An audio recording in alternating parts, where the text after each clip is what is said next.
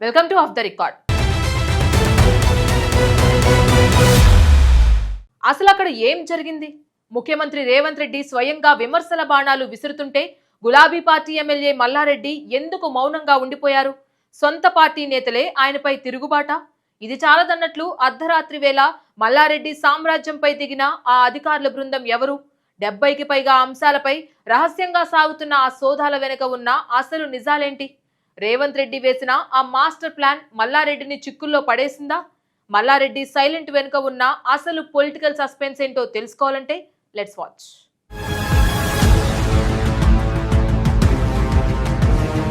ఇటీవల ప్రముఖ కవి అందశ్రీ సంస్మరణ సభ తెలంగాణ రాజకీయాల్లో పెద్ద చర్చకే దారితీసింది. ఈ కార్యక్రమానికి ముఖ్య అతిథిగా హాజరైన ముఖ్యమంత్రి రేవంత్ రెడ్డి వేదికపై నుంచి కేసీఆర్ పాలనను తీవ్ర స్థాయిలో నిలదీశారు. అందశ్రీకి గత ప్రభుత్వంలో జరిగిన అన్యాయాన్ని ఎత్తిచూపుతూనే కేసీఆర్ వైఖరిని గట్టిగా విమర్శించారు. ఆ సమయంలో సీఎం పక్కనే కూర్చున్న బీఆర్ఎస్ ఎమ్మెల్యే మాజీ మంత్రి మల్లారెడ్డి నోరు మెదపకపోవడం అందరినీ ఆశ్చర్యపరిచింది. ముఖ్యమంత్రి అంతటి తీవ్రమైన వ్యాఖ్యలు చేస్తున్నా ఆయన ఎలాంటి నిరసన తెలపకపోవడం సొంత పార్టీలో తీవ్ర కలకలం రేపింది. ప్రత్యర్థి విమర్శలను కనీసం తిప్పికొట్టకపోవడం గులాబీ శ్రేణులను తీవ్ర ఇరకాటంలో పడేసింది. ఈ ఘటనతో మల్లారెడ్డి తీరుపై బీఆర్ఎస్ వర్గాలు తీవ్ర అసంతృప్తిని వ్యక్తం చేస్తున్నాయి.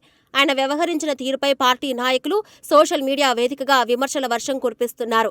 Social media incharge Manne Krishank స్వయంగా ట్విట్టర్ వేదికగా ప్రశ్నించిన మల్లారెడ్డి స్పందించలేదు. అధిష్టానం కూడా ఆయనకు పక్కన పెట్టేసిందనే ప్రచారం సాగుతున్న అధికారిక సమాచారం మాత్రం వెలువడలేదు.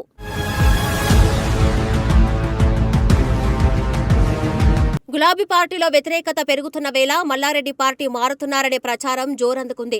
ఈ వార్తలను ఆయన ఖండించకపోవడంతో ఆ ప్రచారానికి మరింత బలం చేకూరినట్లయింది. ఒకవైపు సొంత పార్టీ నుంచే విమర్శలు వస్తూ ఉండగా మరోవైపు రేవంత్ ప్రభుత్వం నుంచి ఆయనకు ఊహించని షాక్ తగిలింది. మల్లారెడ్డికి చెందిన ఇంజనీరింగ్, మెడికల్ కాలేజీలపై అధికారులు ఒక్కసారిగా ఆకస్మిక దాడులు నిర్వహించారు.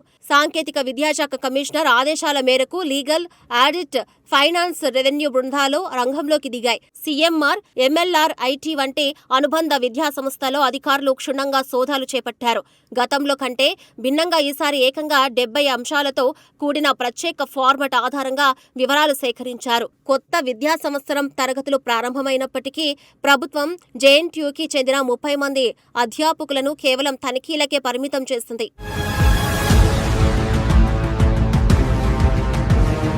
గతంలోనూ మల్లారెడ్డి విద్యా సంస్థలకు చెందిన అక్రమ నిర్మాణాలపై రేవంత్ ప్రభుత్వం కఠిన చర్యలు తీసుకుంది. బుల్డోజర్లతో పలు నిర్మాణాలను నేలమట్టం చేసి తన మార్క్ కఠినత్వాన్ని రుచి చూపించారు. ఇప్పుడు మరోసారి ప్రత్యేక బృందాలతో విస్తృత తనిఖీలు చేపట్టడం తీవ్ర సంచలనం సృష్టిస్తుంది.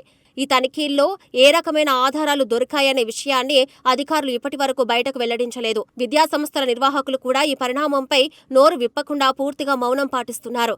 వరుసగా ఎదురవుతున్న రాజకీయ, ప్రభుత్వ ఒత్తిళ్లతో మల్లారెడ్డి లబోదిబమంటున్నారని విశ్లేషకులు భావిస్తున్నారు. రేవంత్ రెడ్డి ఆయనను మళ్లీ వ్యూహాత్మకంగా టార్గెట్ చేశారనే చర్చ రాజకీయ వర్గాల్లో ఊపందుకుంది. ఈ తనిఖీల అనంతరం ప్రభుత్వం ఎలాంటి చర్యలు తీసుకోబోతుందని అందరూ ఉత్కంఠగా ఎదురుచూస్తున్నారు. మల్లారెడ్డి తన రాజకీయ భవిష్యత్తును కాపాడుకోవడానికి ఎలాంటి నిర్ణయం తీసుకుంటారో చూడాల్సి ఉంది.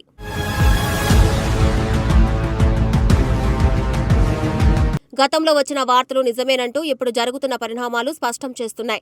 మల్లారెడ్డి వ్యాపార సామ్రాజ్యంపై ప్రభుత్వ నిఘా రోజురోజుకు తీవ్రమవ్వడం ఆయన అనుచరులను తీవ్ర ఆందోళనకు గురిచేస్తుంది.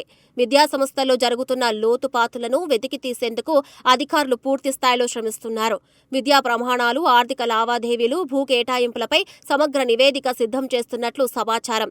ఈ పరిణామాల మధ్య మల్లారెడ్డి మౌనం వెనుక ఏ విధమైన వ్యూహం ఉందో ఎవరికీ అర్థం కావడం లేదు. అధికార పక్షం నుంచి వస్తున్న ఒత్తిడిని తట్టుకోవడానికి ఆయన ఏ దారి ఎంచుకుంటారో అన్నది ఆసక్తికరంగా మారింది. సొంత పార్టీ నుంచి మద్దతు కూరుకోవడం, ప్రభుత్వ ఉక్కుపాదం మోపడంతో ఆయన ఒంటరిగా మిగిలిపోయారు.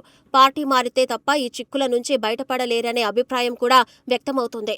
ఈ రాజకీయ చదరంగంలో మల్లారెడ్డి వేసే తదుపరి అడుగులు తీవ్ర ప్రాధాన్యతను సంతరించుకుంది. రానున్న రోజుల్లో తెలంగాణ రాజకీయాల్లో ఎలాంటి సంచలనాలు నమోదు కానున్నాయో వేచి చూడాలి.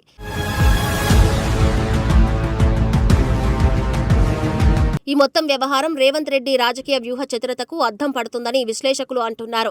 ప్రత్యర్థులను రాజకీయంగానే కాకుండా వారి బలహీనతను దెబ్బతీస్తూ రేవంత్ ముందుకెళ్తున్నారనే అభిప్రాయం ఉంది. మల్లారెడ్డి కాలేజీలపై జరుగుతున్న వరుస దాడులు ఇతర బీఆర్ఎస్ నాయకుల్లో కూడా భయాన్ని నింపాయి. భవిష్యత్తులో ప్రభుత్వం ఎలాంటి కఠిన నిర్ణయాలు తీసుకుంటుందోనన్న ఆందోళన నాయకుల్లో వ్యక్తమవుతుంది.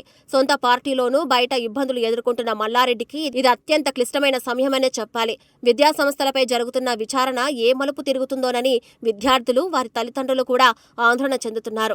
ప్రభుత్వం సేకరించిన సమాచారం ఆధారంగా చర్యలు తీసుకుంటే మల్లారెడ్డికి మరిన్ని తిప్పలు తప్పవనే టాక్ మాత్రం వినిపిస్తుంది. పరిస్థితుల నడుమ ఆయన తన రాజకీయ ఉనికిని ఎలా కాపాడుకుంటారో అన్నది హాట్ టాపిక్ గా మారింది. ఈ వివాదం వరకు ఎటు దారితీస్తుందో తెలంగాణ వ్యాప్తంగా ఆసక్తికరంగా గమనిస్తున్నారు. ఈ వివాదం చివరకు ఎటు దారితీస్తుందో తెలంగాణ వ్యాప్తంగా ఆసక్తిగా గమనిస్తున్నారు. మల్లారెడ్డి త్వరలోనే మీడియా ముందుకు వచ్చి తన వివరణ ఇచ్చే అవకాశం ఉందని తెలుస్తుంది.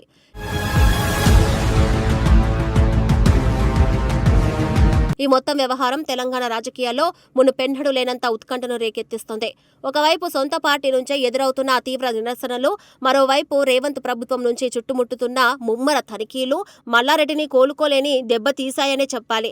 అర్ధరాత్రి వరకు సాగుతున్న ఈ సౌధాల వెనుక బయటపడే అసలు నిజాలేంటి? రేవంత్ రెడ్డి వేసిన వ్యూహాత్మక పాచికలో మల్లారెడ్డి రాజకీయ భవిష్యత్తు ఏ మలుపు తిరగబోతుంది? ఆయన నిజంగానే గులాబీ గూటికి గుడ్ బై చెప్పి వేరే దారి చూసుకుంటారా, లేక ఈ సవాలును తిప్పికొడతారా? ఈ ప్రశ్నలన్నిటికీ కాలమే సమాధానం చెప్పాల్సి ఉంది.